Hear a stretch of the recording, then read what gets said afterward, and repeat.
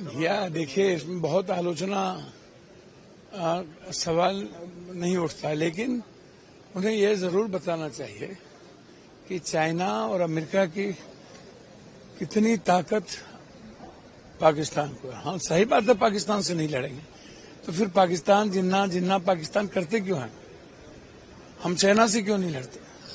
हम चाइना की चीजों को क्यों नहीं रोकते?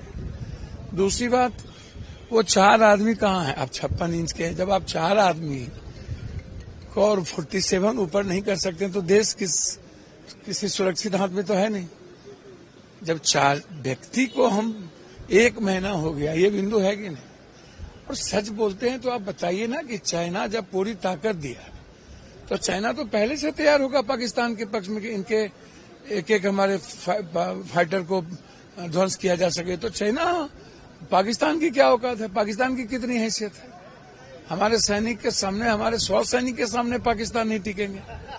लेकिन सवाल है, चाइना जिस तरीके से और जो लगातार यूक्रेन और जो चीजें दे रही है, तो उसको समझना होगा कि नया एक टेक्नोलॉजी जिसके पास है वो चाइना और अमेरिका के कहने पर पाकिस्तान को दे रही है।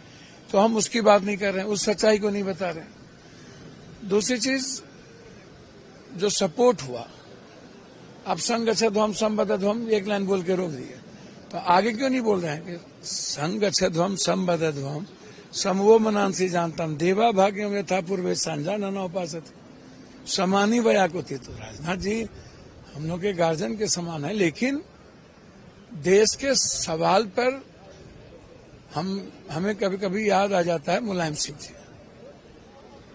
आप इसको समझिए। तो एक सच्चाई कहीं नहीं दिखी।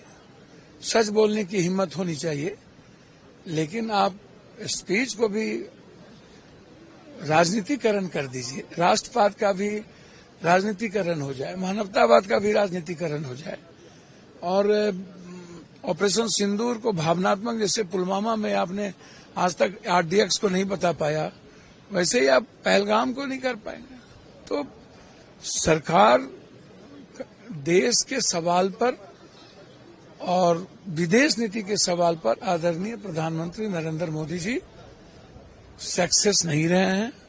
28 हमले हुए हैं पहलगाम पुलवामा के बाद, और कभी भी इतने दिनों में हमेशा 370 के अलावे इनके पास कोई मुद्दा नहीं है, और 370 के बाद ही सारे हमले हुए हैं और कश्मीर असुरक्षित रहा। VK न्यूज, राष्ट्र के नाम।